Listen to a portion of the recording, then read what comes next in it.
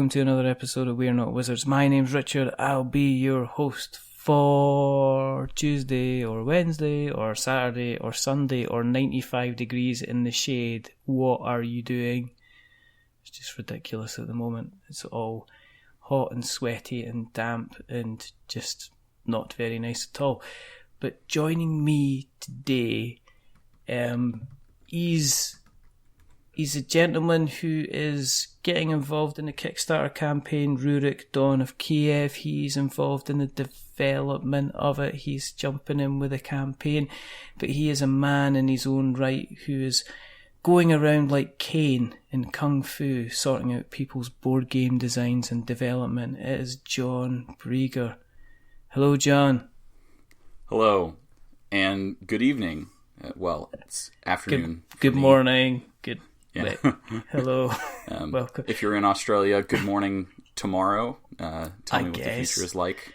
I guess if you're like California, I hope you're enjoying your lunch. Yeah. If you're in, I don't know, if you're in New York, hey, have a burger, etc., etc. Thank you for sort of geographical reference. There's just, stuff, things. If it's Japan, it's tomorrow and good morning to you and you must be up early having a jog kind of thing. It's all kind of relative in this here lovely spinny globe thing that we're involved in. Thank you for coming on, John. My pleasure. We've had a break. We've been moving house and we've been organising. So you are currently, whether you like it or not, you're sitting in the games cupboard. You're actually. I consider that an honour, personally. You're right next to a copy of Catacombs 3rd edition.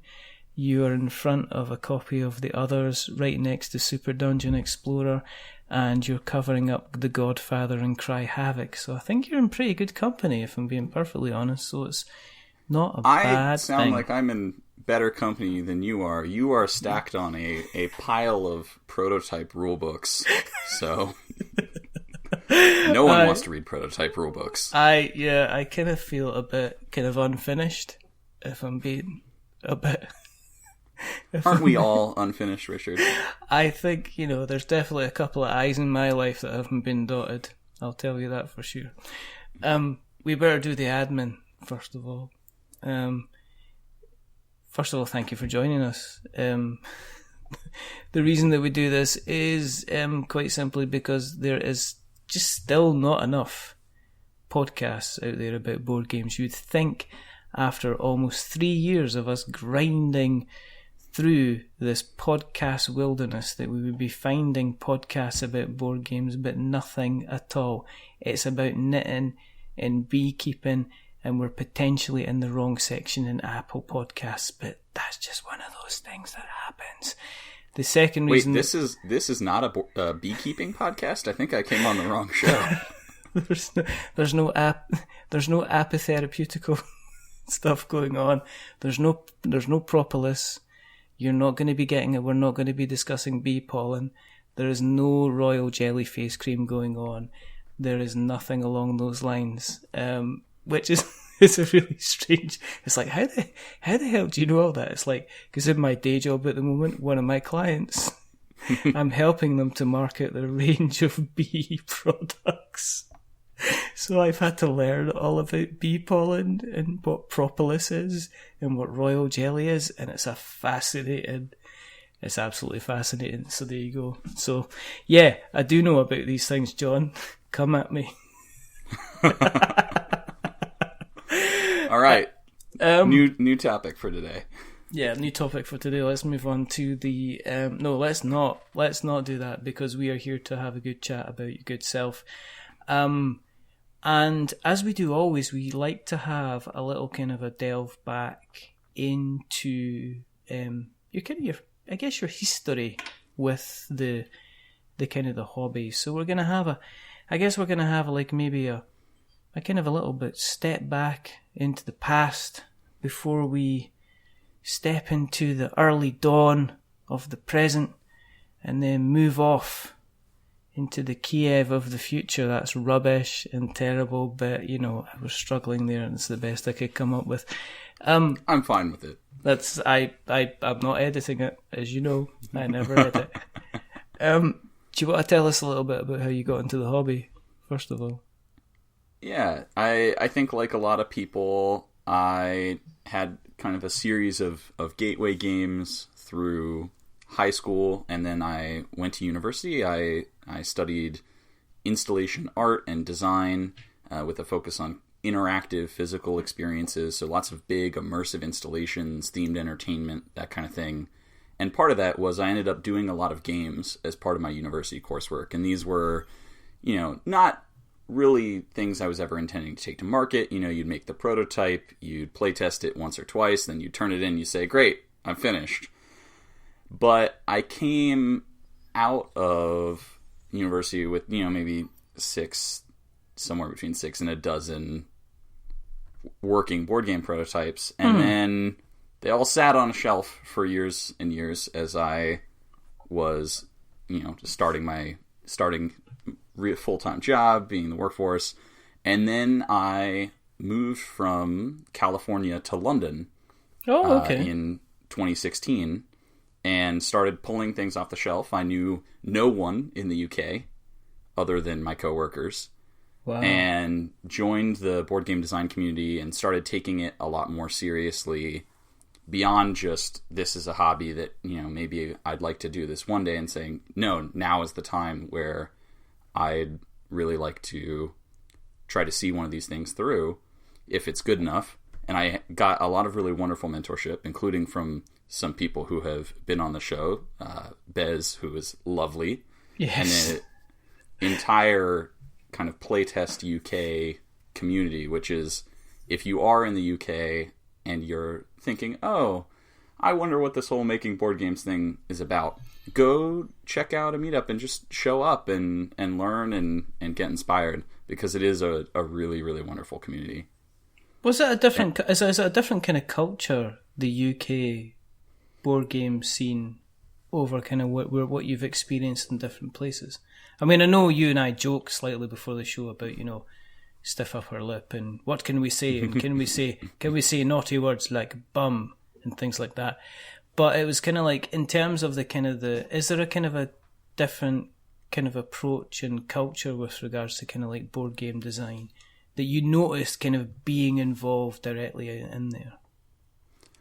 Well, I certainly don't want to put myself as speaking for the entire United States, because I actually think the board game design culture within the US is fragmented by region, and the community we have here in California is probably very different than the community that is centered in the Midwest and the community that's centered in the New York region. But broadly, one of the things that I think, at least for London itself, London does not have local game stores that have extensive play space. There are game stores, but they are not places that you go to play games. They're places you go to buy games primarily. Yeah. No, retail's always been like that kind of space. It's changing, because I think the current plan, I mean, there's a place not too far from my work where it's a mixture between the two, and they've got a massive space for playing. But yeah, traditionally, retail was always about the amount of stuff that you could get on a shelf within 4 feet, kind of thing. And I think they're trying to change that. And so, I think because of that, there's a number of public meetup groups, London on Board, a couple others, that meet in restaurants, they meet in pubs. And so it's a social scene where, with games at kind of the heart, but there's also drinking and food, and just the fact that you're meeting in a pub is a very different environment than meeting in a game store where the space is dedicated to gaming and there's lots of children, and so that creates a culture difference a little bit right there. Is that in terms of how you socialize with people that are there? I mean, is it a less formal environment kind of meeting in a pub, or is it more, is it kind of more like, well, let's have a couple of drinks and then thrash out some kind of ideas kind of thing?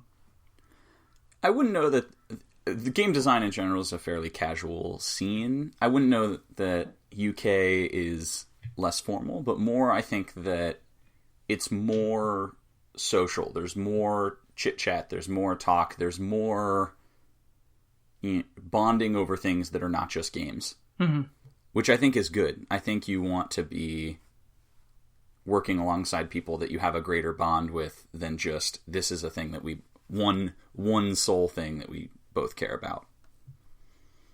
Did you find you were cutting across, in that case, were you kind of cutting across people by finding out kind of more that you had in common as people, as opposed to, oh, do you like this game? Yeah, I like this game. What about this game? Oh, I don't like this game, kind of thing. Was it kind of you're trying to find bigger kind of common ground as opposed to just the kind of the board game stuff?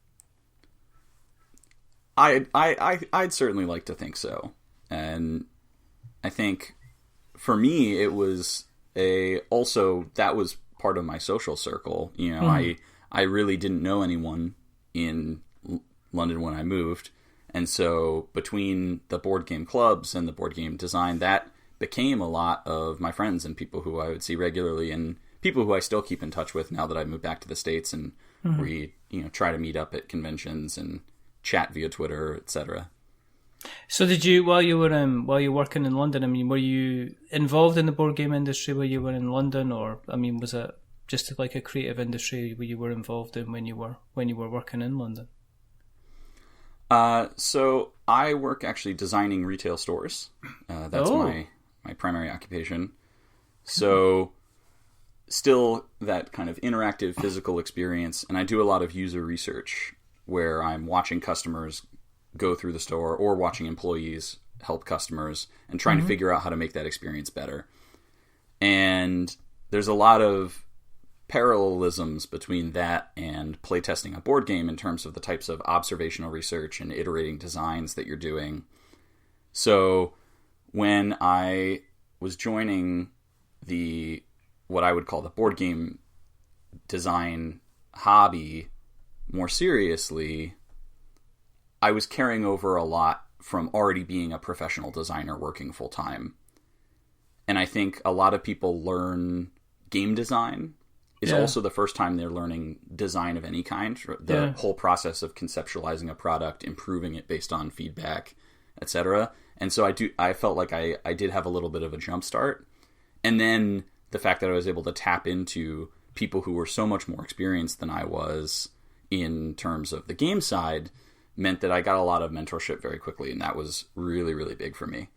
So would you design the journey of a kind of like a retail customer, and would you be the person that would like take various kind of layouts of retail stores and then judge how the customer kind of navigated them, which parts they would stop on, which parts they would naturally end up spending more time at because of the design and stuff like that? You kind of almost like pathfinding and things like that. Is that kind of what you would deal with? That can certainly be a part of it. It can be as macro level as pathfinding the whole store. It can be focused down on, here's one little element that sits on one counter and let's see how we can get people to pick it up and interact with it. That's fine. I mean, that must take hours. Is that? Do you kind of get into kind of like customer psychology and stuff like that as well? What's going to make somebody kind of stop? Is it a different color? Is it a different kind of height and stuff like that? Or how long it's on the, what kind of shelf it's on, easy access? I think you have to kind of look at all of that kind of thing as well. Oh, absolutely. And I think that's one of the things that actually has helped on the gaming side as well, is understanding that customer psychology and understanding how to watch someone using and interacting with an object or with a space and translating that into, well, here's how we can make that experience even better for them. So when you are going shopping, are you actually going to walking around and say, I got to switch off because I wouldn't have that there, or I wouldn't have this there, or... Yeah, I will say I now... You kind of can't stop. And I think, game designers talk about this too sometimes. Now when they play games for fun, they have to try to switch it off so they're not critiquing the game that they're playing. Yeah. And the same is true for me when I go shopping. I'm like, ooh, I wouldn't have done that. You're walking around at Walmart going, this looks like Jerry did this. I don't know. It could be Susan. I don't know. Does this look like a Susan to you? This definitely looks like a Susan. Look at the height of that counter over there. I take it. There are a lot of people in your industry that do your job. I mean, it sounds like it's a very kind of specialist kind of field. It is a specialist field, but it's one of those things I think a lot of people don't think about because it's mostly invisible to you. If you're looking around, well, you're in a closet full of board games, so that's a little different. But every single physical object around you was designed by a person, right? Someone had to look at that thing and say, it's going to be this shape and this is how we're going to make it. Yeah. And so a lot of that stuff just blends into the background. But, if you're like, oh, here's a physical object, someone had to design that thing. Yeah. Do you find? Are there other people that that you're aware of in the industry that you can actually point and say, well, that's definitely that person that's been involved in this design, or is there so many people kind of involved in the same kind of space that you're in? I don't know that either my taste is not sophisticated enough or it's too difficult to tell. I couldn't point it out as being product of an individual designer, but there's certainly styles, right? There's patterns that you start to recognize. You're like, oh, this store is using the same pattern as this store is using the same pattern as this store. All right, or it's this pattern with one little tweak. Yeah. Yeah, and I take it you pick up on... Sorry, John, I just find this kind of... I always find kind of... The board game stuff's really fascinating, but also the people that are involved in the board game, kind of what they're doing externally to board games. I find that equally as fascinating because I always find that kind of forms the direction in which people go in terms of everything from how they design the game to what they want to do with their kind of like their stretch goals or what they're doing with the kind of the box, which is why I'm asking these intrusive. It's like I'm interviewing you for a job. Kind of thing. But no, is that so? I just find that kind of whole interest, because that, as you said, that must be something that then when you're sitting down with a game in front of you, and you're doing the development side, because let's get this straight, you're the project you're involved just now, Rurik down of Kiev. Yeah, you're the developer of Correct. That game. So this is an important thing that we kind of put. I guess we labour the point on this, is that the designer of the game and the developer of the game can be two separate people, which is taking an idea and then making it kind of work and making everything kind of come into place. So was that what you were doing? You were brought in for kind of like Rurik? And how did you get into that anyway? I mean, we've jumped ahead a bit, but stepping back a bit, you're in London, you're doing playtesting, you're getting involved in the Playtest UK, you're meeting all these fabulous people. Was the cogs kind of turning? Were you thinking about putting a game together? Were you thinking, right, I need to kind of get more involved in the industry? I mean, what was your kind of your next step in your journey? Next step was finishing up some designs, and I realized pretty early that I did not want to be publishing games. So I was looking at licensing games to publishers, and eventually started pitching a couple completed designs towards the end of my time in the UK, and then once I moved back to the US, as I started signing things, I was like, oh, this is something that I'm actually pretty good at, or I like to delude myself into thinking I'm pretty good at it. And I signed a game called Door Number 3, which is a really lightweight family bluffing game that I designed while I was living in the UK, but then have signed to an American publisher, Peacekeeper Games, who's based in Madison, Wisconsin. Yeah. And we have a really good working relationship, and I was looking to get more seriously into the board game industry, doing development and playtesting. And one of the things that I like to design is I've now at this point built a number of games with programming as part of the core element. So Kirk, who is the head of Peacekeeper Games, said, we have this really, really cool area control game with a unique new programming mechanism. Yeah. And would you like to be the developer for it? And I said, yes, I definitely would. Yeah, you had me at would. Yeah. So I got involved in that project in the spring, and we spent several months really intensely playtesting it and making tweaks. And that was one where it wasn't just an idea at the point it came to me. Stan Kordonsky, who's the designer of that game, is a really, really excellent designer. He designed Dice Hospital, which is coming out from Alley Cat Games pretty soon. Cesar, yeah. Fantastic looking game, yeah.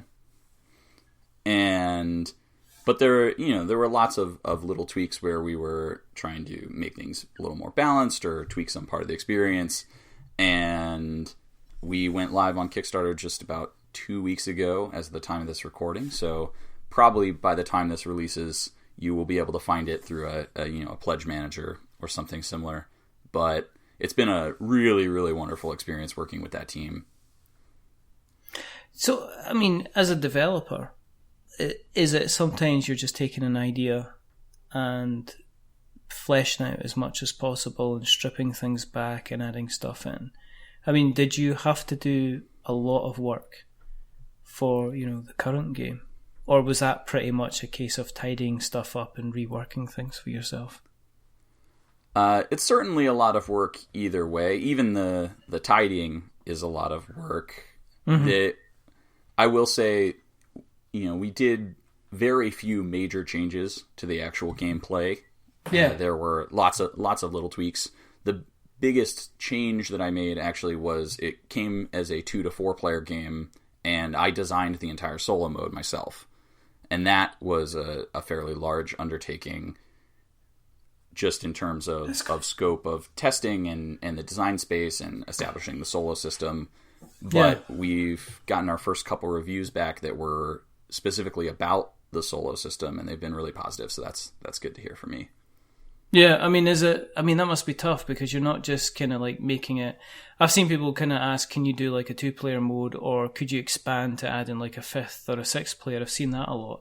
But solo gaming seems to be something which is becoming more and more popular. I mean, both sides of my table, for instance, seem to be doing a lot of kind of coverage on like the solo play variants. I see it becoming more and more prevalent in terms of even as an addition to kind of like to Kickstarters themselves, as opening up as an additional kind of, sometimes it's even like a stretch goal to open up a kind of a solo mode.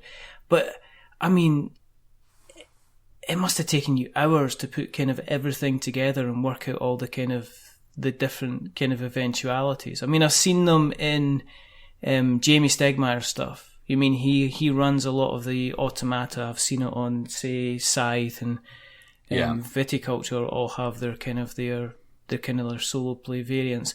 Was that what you had to consider yourself, or did you approach it from a kind of like a different way when you were doing it?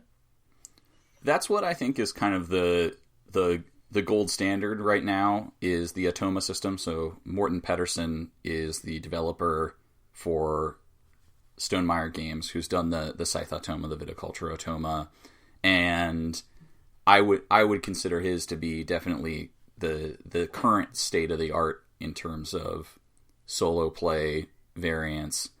And for me, I was looking at those. And Rurik is a very, very heavily interactive game. Mm-hmm. The core action selection mechanism is something we call auction programming, which is a really wild worker placement variant where you're kind of bidding on your actions, but the higher bids are also going to go at the end of the round. And so you're both bidding on your actions, but also sequencing a program for the round. Yeah. And because of that, you have interaction in the action selection, which is something like Viticulture, you're blocking spots, but you also are driving an area control game, and you have lots and lots of interaction on the map and board itself. This is not a game like Scythe where there's only a couple times during the game that your two forces are going to butt up against each other. It's very, very tight. And because of that, I knew I needed to drive that system a little further so it really feels like it's working against you the whole time. So maybe it's worth giving a 45-second overview of Rurik, Dawn of Kiev at this point. Please. Yes, that's what I was going to say, because I was slightly perplexed because you say it's a Euro-style realm building game featuring area control. Now, and obviously, correct me if I'm wrong, take me outside and set me on fire as well, but I would usually pen a Euro-style game with basically everybody working on their own little thing and then the occasional kind of clash. And that's always something I've struggled with Euro games, that people saying Euro games are the best, and it's like, well, you could have 16 people around the table, but it's only the end result that kind of gets it. But then you're saying it's area control, and that's kind of like, well, that sounds like it's a bit kind of heads on, bashing up against people and making their day difficult. So, was that what you would? I mean, is that the kind of the overview? I mean, for Rurik itself. Yeah. So Rurik, Dawn of Kiev is set in the 11th century empire of Kievan Rus, which was a real civilization that forms the roots of what's now Ukraine, Belarus, and Russia. And it's a really underexplored historical period in gaming. So that was part of the interesting things about this game, is that it shines a light on a period of history that a lot of people don't really know much about. And all the characters are real people involved in this real event, the Kievan Rus Succession War. Vladimir the Great dies, and he has something like 14 sons, and he set them all up as the governors of their own city-states.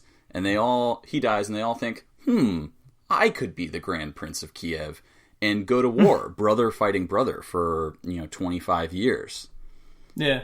And that's the environment we're trying to capture, is this thriving empire that's been shattered to pieces, and now you have siblings vying for the throne, and there's all this intrigue and drama that creates. But it is as you said, a Euro-style game. So it's got an emphasis on some elements of the power struggle in Kievan Rus that are very unique to that time period. The government was set up as all these little mayorships. So you had these mayors called posadniks. And a key part of becoming the ruler was just convincing all these people that, hey, my brother shouldn't be prince, I should be prince, because I'm going to, build you churches or, give you giant bribes. And so the princes would throw these elaborate feasts and give bribes and say, try to say, oh, I'm going to build you a fort if you support me. And a lot of the game is actually about that part of the political struggle, as well as moving troops around the board and a little bit of fighting. Because, it's one of the things that's also leveled at Euro games sometimes as well, is the theme doesn't matter in relation to kind of like the mathematics and the mechanics of the game. So is it really important when the game was getting developed that you kind of intersperse the theme as much as possible to kind of make it feel that people were experiencing that time, instead of sitting there and going, well, if I go here, I'll get this resource. If I go here, I'll control this area, kind of thing. Definitely. We treat it a lot like historical fiction. This is our opportunity to bring this setting to life for players. Yeah. Is it going to be a conflict simulation like a war game would be? Absolutely not. It is very much a board game. But if we can give players the chance to feel that theme, but still have that really, really tight new mechanic, that's going to be a big win for us. Yeah. Were you, you obviously both mentioned kind of like Scythe. Were you aware of making sure that people were very clear with what you guys were trying to achieve as a game? Because I think the only criticism that ever gets leveled at Scythe, and I would say successfully as well, is that Scythe as a game, the box and what you pull out of the box gives a completely different impression as to how the actual game plays, in terms of you're expecting mech combat and you're ending up with kind of like area control and resource management. Yeah, I think that was certainly on our mind. All of us quite like Scythe. I don't want to parallel them too closely, because I think there are things about Rurik that fans of Scythe are going to really, really like. And then there are people who dislike Scythe who would also still really like Rurik, because it's a higher interaction game. You are interacting with your opponents both in the way that you select actions and on the board itself. Mm-hmm. But it is not a high conflict combat game. There's not a lot of attacking. It's a lot of moving troops around so that you dominate a region by majority, or clever use of tactics so that you can bump someone's action down so they can't quite do what they thought they could do. Mm-hmm. Okay. So how does a round run? I mean, you're sitting down in front of you're sitting down, you're about to take your turn. How would you play a particular round? How would you play that?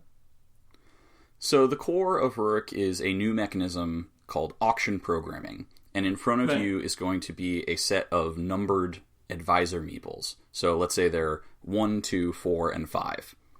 Then there's going to be 6 actions, each of which is a column. So as an example, the move action, the top move space is going to be 4, then 3, then 2, then 1. So if I place my numbered advisor meeple into an empty column, I go to the top. Mm-hmm. So let's say I put my 2 at the top of the move column. So right now, I would be moving 4 spaces. But you could put your number 4 advisor meeple into the move column, and because your number's higher than mine, you bump me down, and now you're moving 4, and I move 3. And so we're going to go around placing our advisors one at a time until we've placed all of them, and then we're going to start pulling them off the board to resolve our actions based on how we have bid through those action columns. So that's the auction part of the auction programming. The twist is the numbers also matter for what order you do your actions, because you must perform your actions from lowest number to highest number. So I would have to do those actions in order 1, 2, 4, 5, which means numbers that are the most likely to end up at the top of the column with the highest and most powerful version of the action are also going to go last in the round. So you're setting up this sequence of events for you to play out on the board. That's interesting. I can see, because in viticulture you decide the player turn, but then apart from that there's no difference in kind of what you're doing. You're just, there's no difference in the power or the availability or what you can kind of have. I mean, there's a little bit when you're placing the stuff on the board, but this is, so you're effectively, you have to sometimes decide whether to play kind of play last in order to kind of get the advantage kind of thing. I mean, that must have taken a lot of play testing to get that kind of right. Yeah, I am a big playtesting proponent. I talk a lot about playtesting on podcasts and on Twitter. I write a playtesting tip of the day in some sections of the year. And that's one of the things we really tried to dial in, because that's the core new innovative part of the game that we think players are really going to latch onto. And so part of playtesting is fixing bugs, right? Finding things that people aren't enjoying and trying to smooth them over or eliminate them. But I'm a big believer that part of development is finding the thing that's the best part of the game and, shining it to shine even brighter. And doing that for the auction programming element, fine-tuning things like when the advisors are unlocked, how many you get at different player counts. We actually originally had 7 action columns, and we dropped it to 6 just to increase the amount of times you get that bribing and the bumping and that competition over the action column. When you're developing something like this, because I must admit, I've heard a lot of developers, designers talk about the mechanics, and I've not really heard of something similar to this before. Is there part of you that hopes that maybe you see this kind of replicated in kind of other games, or is it something that's going to you're hoping it becomes a staple of other games that you kind of get involved in? So this particular campaign is doing pretty well, and I don't want to make any announcements, but I would not be surprised to see another game using this mechanism at some point in the future. That's and neither a that's nor about a yes, as much John. as I will say. That's about as ambiguous as a beach towel. Thank you very much. But yeah, no, I mean the game itself is doing. You're doing. It's doing like really, really well with regards to funding. I mean, it's kind of like it's almost reached kind of double funding target. I think it's about it's sitting about almost $85,000, which is pretty cool. I mean, does that kind of get you excited? I mean, are you like kind of sitting there and going, this is good stuff. I mean, this is going to help my potential career, get my name out kind of there. I mean, at the moment, are you kind of like, this is a cool place. I'm in a cool place at the moment with regards to where I wanted to be in the kind of like the board game space. Yeah, I think it's been a pretty wonderful experience. I've assisted on a couple Kickstarter campaigns before this, and I've run one of my own, not in the board game space, but this is the first one where I've been really active. I designed the solo mode. I've been answering questions in the comments for really representing the publisher, and that's been really cool because it's a great game, and the reviews that have come in have been really positive, and that kind of gives you a really warm feeling. That's one of the things I like the most on the design side and on the development side, is when you get to see someone else enjoying something that you've made. That's the biggest reward in the world. Is it interesting to see kind of like with you being involved in the kind of the Kickstarter community, kind of interacting with them? Is it interesting to see kind of like people start to become your champions, to kind of take over, be answering questions, the guys that are like, obviously they've gone through the rule book and they've checked over everything, and you know that they're really kind of getting involved, getting passionate, and getting as excited. Is it kind of strange to see somebody who hasn't potentially physically played the game themselves getting kind of really excited about something that you've spent a good time kind of creating? Strange isn't the right word. I think it's for me, it's a great feeling to know that something that our team has put together can actually inspire that much passion. Yeah. And while Kickstarter is not a perfect platform, and I don't think that all games should be released through it, yeah, that is one of the things that it can do better than just putting up a pre-order on your website in terms of pre-funding a print run, is building that community and getting people invested and excited in the success of the product. I mean, while your campaign was going, there was obviously that rather famous incident with that rather kind of what turned out to be a massive puff of smoke of a Kickstarter Overturn game. Rising Sands. Yes. I mean, as somebody who was running a campaign almost kind of like side by side,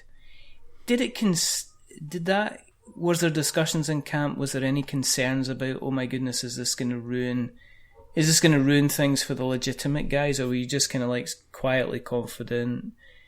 I take it that, I mean, the discussions must have come up at some point within yourselves. Yeah. Well, this is something that I think is really important. Is, as a creator, when I actually first looked at the Overturned Rising Sands page, well before they had the big plagiarism announcement, I was just looking through their pledge levels, and I thought, this is a lot of plastic for the price point they're offering. They're probably going to lose money delivering this game. And that's a red flag right there to me. And I said as much in some kind of off-platform chats. And then as things come out, you start seeing this pattern, right? There's no rule book available at launch, and they keep saying it's coming, it's coming, it's coming. And so on our side, that makes us feel as creators like we're doing things right? We have price points that we think make sense. The rulebook is available from day one. Is it the final rulebook? No, we're still making some editing and layout tweaks, and we still need to add the solo rules are done, but we haven't added them into the rulebook. But at least it's available. Backers can get a sense of gameplay. We have independent reviewers who are playing the game without us present. And all of those things, in some ways, you can look at Overturn almost as an example for what not to do as a creator, both in terms of running your campaign and plagiarizing things, obviously, but even the way they interact with their community and the pledge levels they set up. Every single time they had a decision to make that was not related to, is this an interesting piece of art or component, they made it wrong.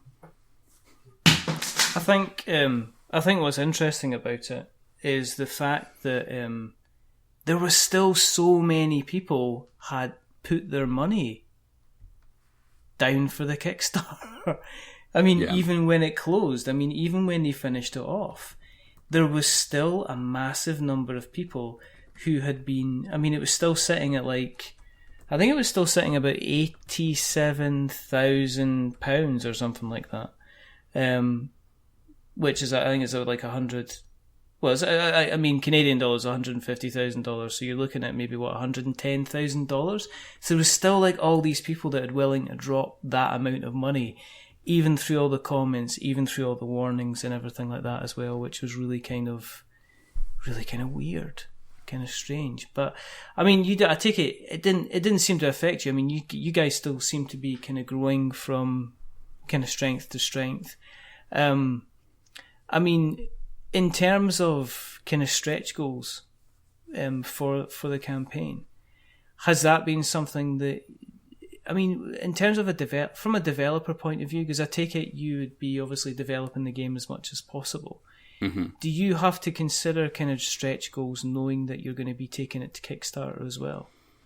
For a project like Rurik, we definitely were planning stretch goals, not during the design phase, but certainly by the time it had gotten to me as a developer, I was already thinking about some of that thing. So any place where the game has content that can be plugged in, if you think about decks of cards, right, types of tokens. I was developing additional content beyond the original design, partly because we're going to take some of that content and throw it out because we don't think it's as good of an experience as it could have been. And partly, for example, Rurik, you play as a specific potential heir to the throne, right? So you might be Prince Svidapulk or you might be Princess Maria. And fortunately, Vladimir had, 14 male children and many female children and an infinite number of unacknowledged illegitimate children.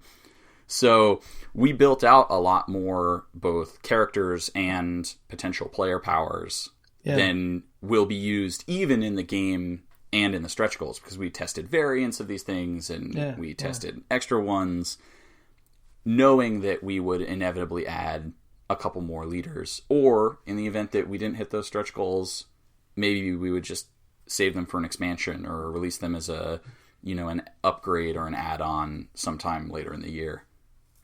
There's the big guys out there that seem to use stretch goals of ways of adding content that clearly was probably going to be in the game kind of anyway. What your kind of thoughts? I guess you don't know when you're putting it out with yourselves if it's going to get funded in the first place. So are you just saying, well, we've got to create the full game here and get the full game kind of out there? Yeah, exactly. And we started with what we think is a very premium product already. It already had miniatures for all of the characters and for all of the troops. We started with, shaped wooden resources instead of little cubes. And I think there are a lot of companies that would have just said, well, we're going to start with cubes knowing we're going to upgrade them all to shapes during the campaign, et cetera, et cetera. Whereas Peacekeeper is still a very small publisher. And while we planned and tested gameplay content for these stretch goals, we certainly are not assuming that all of them are going to be able to make it into the game. And we are planning that base product to be a full-featured deluxe premium product all on its own, even if we never hit stretch goals. I mean, it looks stunning. As a game, I mean, it's a beautiful, colourful, stunning-looking game when you see it. I mean, well, thank you. I mean, and I see a lot of Kickstarters, and I'm a sucker for art. So if I see something that looks, if it looks the business, then automatically my little, my wallet starts to twitching, and it's like, can I, kind of thing, kind of thing. I mean, in terms of, do you have were you having input in that in terms of artistic direction? Is that something you sit down with the artists on as well to try, when you're obviously working away on developing the game and you're trying to keep it within keep within a particular kind of vision? Were you also involved in kind of like the artistic side of things as well, just kind of giving ideas, kind of spitballing, kind of giving feedback kind of back and forward as well? Well, I did offer some ideas in terms of artwork concepts, and especially a lot of what I offered up was ideas for graphic design and interface layout, ways to make the gameplay elements easier to use and easier to handle for players. Yeah. The art direction in terms of the sculpting and the illustrations was primarily handled by Kirk, who I think did a fantastic job liaising with. We had several artists on this game, one doing characters, one doing landscapes, one doing the mats, and that art direction was principally handled by the publisher, though as pieces would come back, obviously both the designer and I would be looking at them and offering feedback. I mean, and I guess kind of going forward, I mean, the game's going to fund. I mean, the game's going to go there. Yes, There's a possibility, we're looking at, from where I'm sitting just now, looking at my, looking at the kind of, I guess, the potential calculations here. It looks like 100k is easily kind of within your reach, based on kind of how the campaign's performing just now. Yeah, and I don't want to make any personal predictions because, of course, this episode is going to come out likely after the campaign ends, so I will look very silly. No, John, if you're going to make a prediction, this episode's going out ASAP. I'll have this bad boy, even if I have to sing the theme tune myself. This episode's going out before this campaign finishes. Honestly, that might be a bonus. Who cares about Interview with John Brieger? Richard's singing the theme song. Now that is a draw. I am not gonna sing the theme song, not unless people ask. Not unless people offer cold hard cash. All right. Well, you heard it here first. Patreon backers, up your pledge. Richard to sing that theme song. Don't. Patreon.com/we're-not-wizards. Don't do that. But I mean, I guess, does this open more doors for you? I mean, I'm only joking aside and saying, well, you're saying 117, aren't you? Are you thinking 122? Give us a figure, John. Come on, you can't drop in and say. Rather than a specific dollar amount, I will say I think we are on track to sell about maybe 2,000 copies of the game. Who knows what will happen in the last 48 hours of the campaign. Yeah. We also have some really fun kind of press and stretch goal stuff coming up that might drive a little bit more. But important to note, in addition to all the backers that are listed on the campaign page, we have a retailer tier that has 24 backers, and all of those retailers are ordering multiple copies. And so that's really important for us in terms of getting the game out broader after the Kickstarter, though we will have a pledge manager for late pledges, because this game is as of now not going to be in broad distribution, and so we are looking at some distribution options as well. As a developer, does that make you sad? I mean, one of the things that comes up again and again, there'll be, I'm looking at my towering inferno of extremely combustible cardboard, right? And right in front of me is a copy of Heavy Steam by Greenbrier Games, okay? Underneath that, there's Catacombs 3rd edition by Elzra. I've got to the right, I've got Epic Resort, I've got Steampunk Rally, I've got Sherlock Holmes and Moriarty's Web, and I don't think you'll ever see these in retail. They'll maybe potentially all be in the second-hand kind of market. So as I guess my question is, does that make you kind of like, oh, that's a bit that potentially the game is going to have a limited run and then that'll be it? There potentially will only be a finite 2,000 copies kind of out there. Does it make me sad that not as many people are going to play this game as I think would potentially enjoy it? Yes. Of course. But I don't know that I am concerned about it. I think if the game does well and is successful, we will reprint it. Yeah. Potentially with an expansion. And even in retail, the shelf life of games is going down right now. And this is a hit-driven industry, and you never know where lightning is going to strike.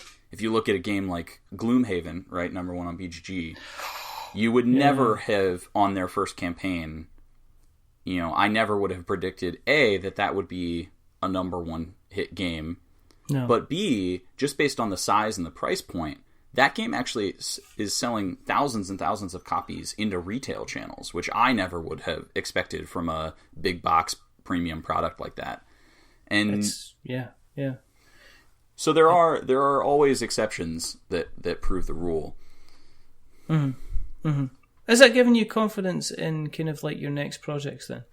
I mean, moving away from Rurik and obviously bringing it back to... Yeah, you talked about opening doors.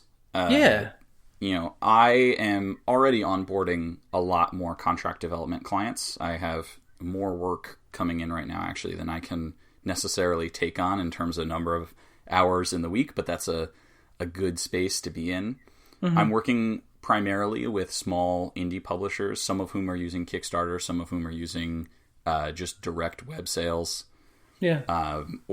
And some of them are in distribution, some of them are not.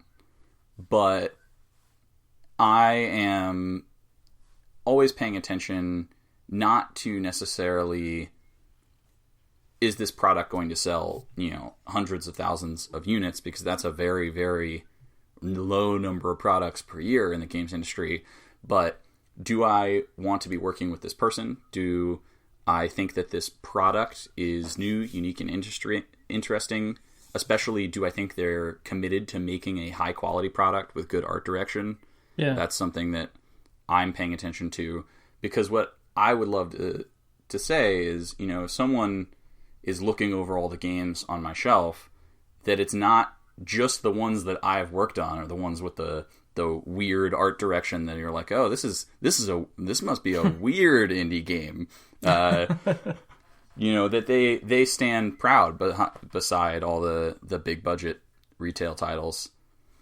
That said, I do work on some really weird indie games. I released a 2-page RPG on Thursday. Yes, I was slowly winding my way up the castle road to go and tell us about this, please.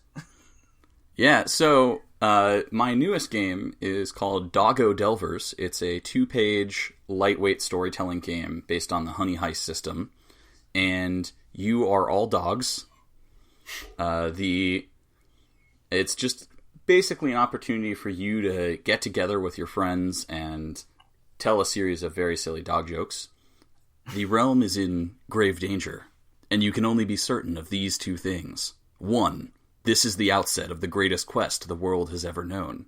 2, you are a very good dog. And it's 2 pages. The front page is for the players. The back page is for the game master, or dog master, if you prefer the DM abbreviation. And it's available for free online. You can just download it as a PDF and print it out.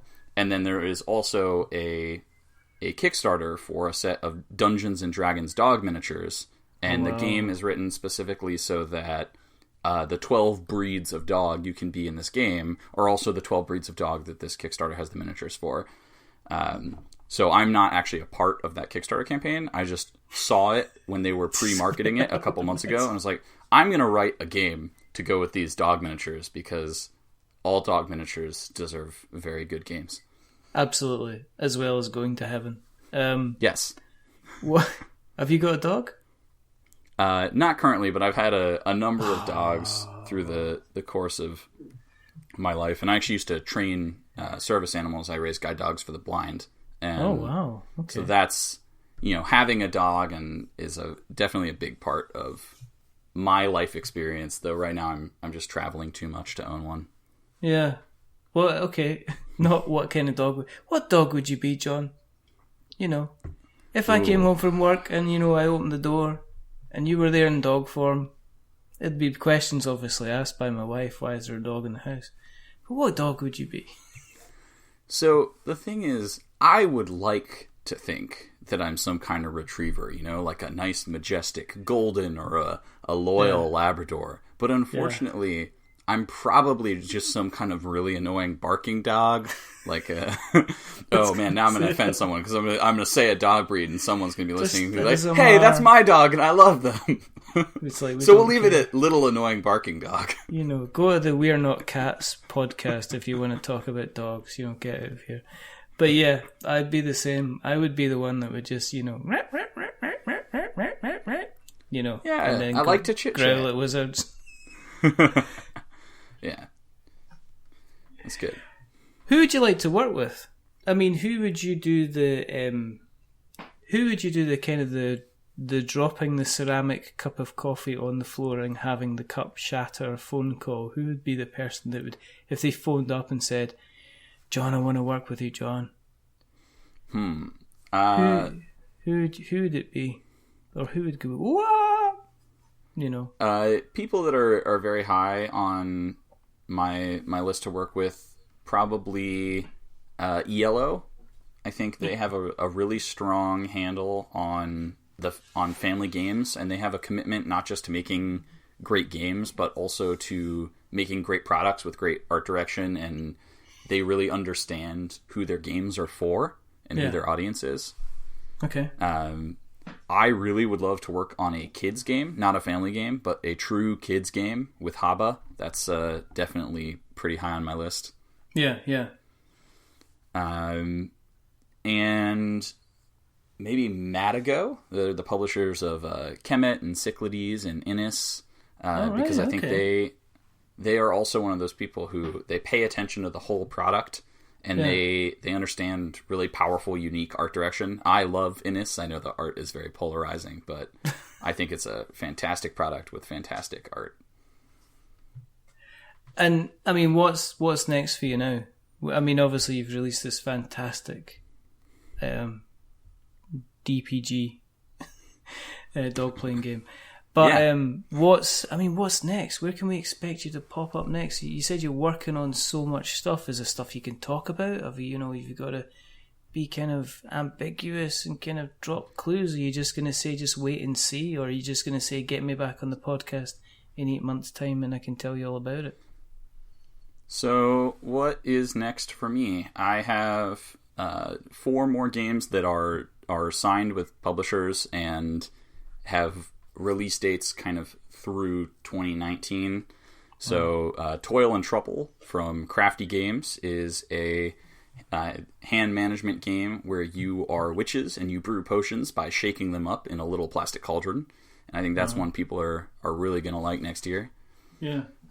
Clairvoyance with B&B Game Studio is a cooperative game where you are fortune tellers. Door Number 3 with Peacekeeper Games is a lightweight family game where you're game show hosts trying to trick your opponents into taking the worst possible prize. And then I'm headed to Gen Con in about a week and a half, and I have 2 games that I'll be pitching there. Pharaoh's Feast and Causality, which is a more big box time looping game that actually just recently won the Kubla Khan Design Award. So I'm hoping people other than me actually think it's good. So I'm hoping someone will pick that up. And then I have a lot more contract development and freelance projects, most of which I cannot talk about. I guess if you already were a backer of the Kickstarter campaign Noises at Night from B&E Game Studio, there's a children's book included with that game that I helped edit.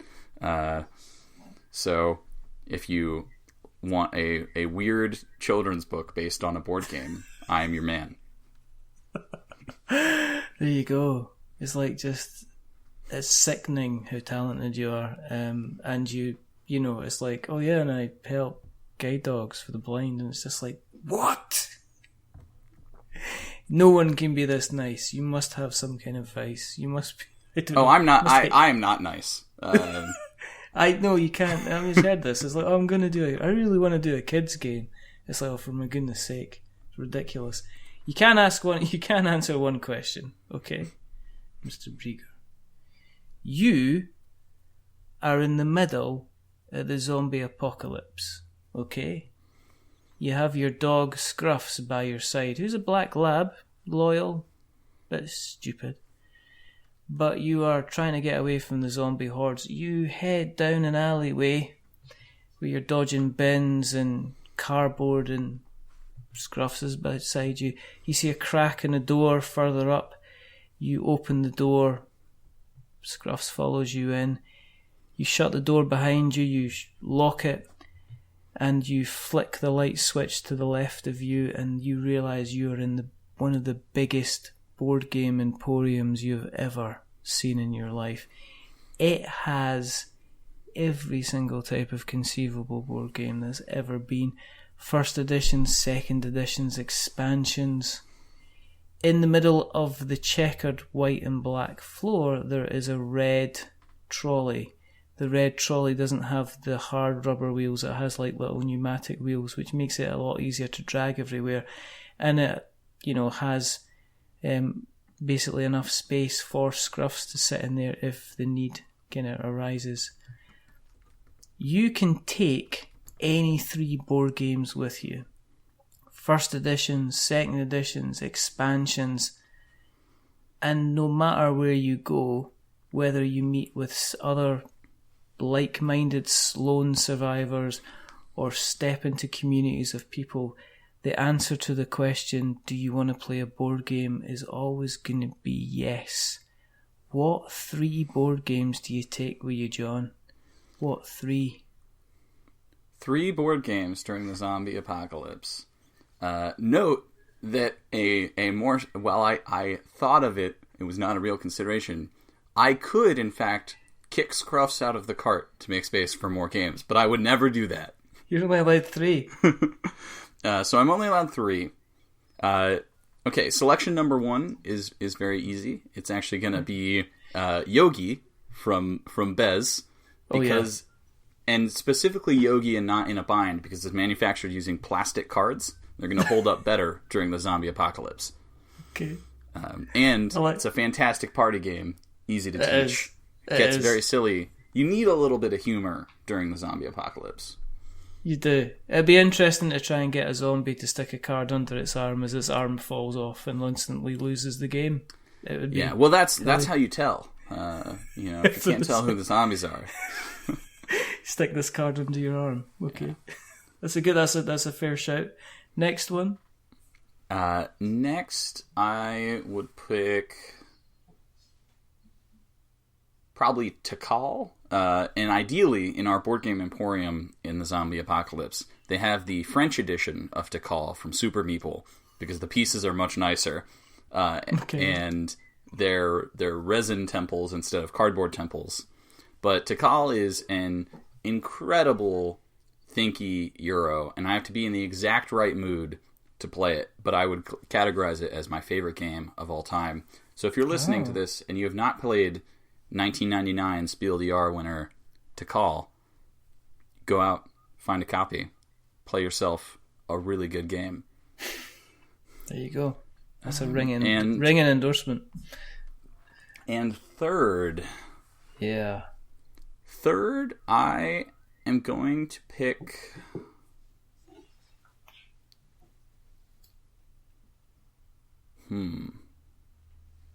Third, I'm going to take a deck of cards. A standard deck of playing cards. Really? Okay. Because the number of games you can play with a standard deck of cards is incredibly high. And while I picked my first two, I picked Yogi because it's survivable in the zombie apocalypse. I don't think it's ever going to get damaged. I picked Tikal because I love it, and it's a long, thinky strategy game, and I want something I can zero in on. Pick the deck of cards because I will never run out of new games to play and new games to try using that deck of cards. That sounds fair enough. You've got plenty of room in that trolley for that dog. See, you were saying you were going to kick the dog out, but picking Yogi and obviously picking a deck of cards, you've left plenty of space for that dog. See, you're a nice guy. Yeah, well, Scruffs, he likes to stretch out. If this, honorable mention, fourth pick would go to the lawn game Cub, which is that, it's a wooden block tossing game. Mostly because I think I could teach Scruffs to play it with me. Oh dear, like the littlest hobo. Can't sing. Awesome. Thank you very, very much for coming on, John. This has been a lot of fun. If people want to keep up with you on the interweb nets, where can we find you? The best place to keep up with me is my Twitter, which is at Das Brieger, DASBRIEGER. Mm-hmm. You can also find me at johnbrieger.com, though that has a lot less content than my Twitter feed. So, okay.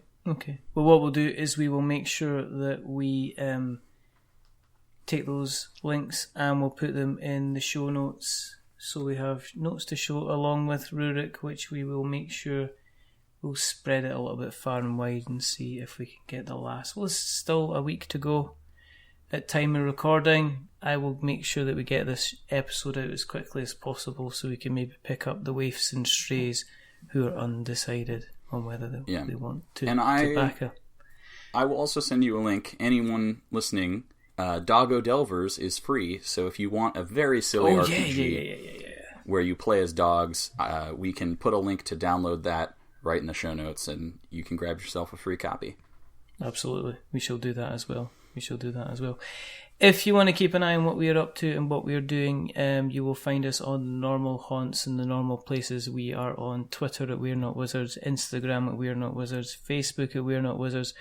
We've got the website, which is we'renotwizards.com. We've got the blog, which we have people writing on now. And if anybody's interested in writing a review, writing a think piece, or just stretching those little thought righty muscles, then feel free to give us a shout.